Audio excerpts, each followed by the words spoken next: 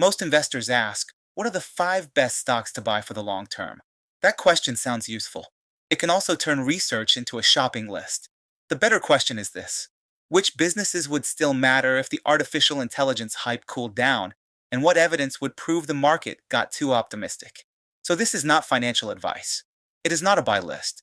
It is a research framework for 5 companies worth studying: Microsoft, Nvidia, the Dutch lithography leader, Taiwan Semiconductor, and MercadoLibre. Quick transparency note: this video uses my authorized artificial intelligence avatar. The analysis is mine. Here is the filter: durable demand, a scarce layer, room to reinvest, and a clear thesis breaker. First, Microsoft. The thesis is not just artificial intelligence. Everyone has artificial intelligence now. My toaster is probably applying for a cloud contract. The real thesis is distribution.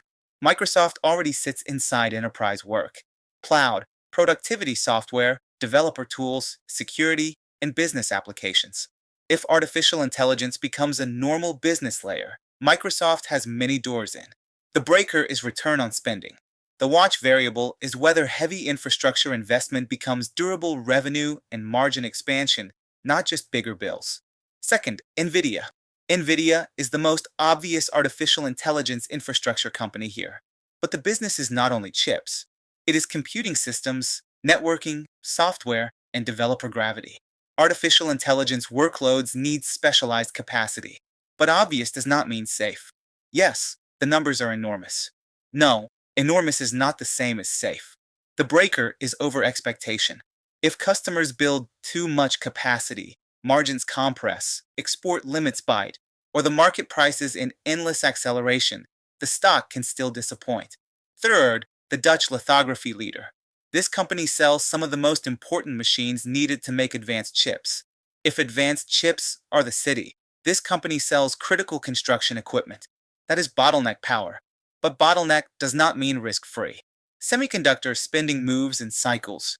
Export controls matter, and customers can delay orders. The watch variable is order strength after the capacity rush. Fourth, Taiwan Semiconductor. This is the manufacturing trust layer.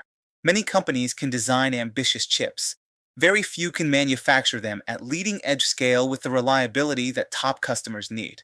Taiwan Semiconductor does not only make chips, it manufactures trust.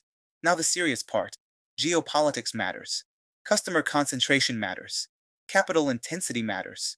The watch variable is whether process leadership and customer trust stay ahead of those risks. Fifth, MercadoLibre. This is the least obvious name, which makes it useful. MercadoLibre is not only online shopping.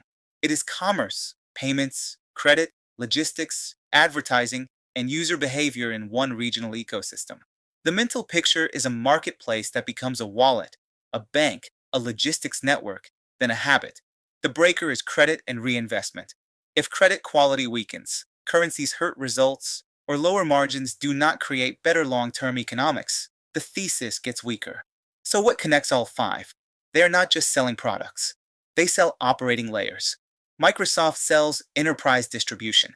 Nvidia sells accelerated compute capacity. The Dutch lithography leader sells the chip-making bottleneck. Taiwan Semiconductor sells manufacturing trust. MercadoLibre sells the regional digital commerce and financial technology loop. That is the hidden mechanism. Durable companies often sit where other companies need coordination, capacity, or trust. But quality does not delete valuation risk.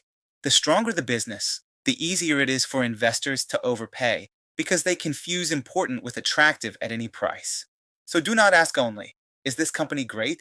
Ask, what is the mechanism? What is already priced in? And what evidence would change my mind? This is for education and research only. It is not financial advice, investment advice, or a recommendation to buy or sell any security. Do your own research and consider speaking with a licensed financial professional before making investment decisions. A great long-term company is not a complete thesis until you can name what would break it.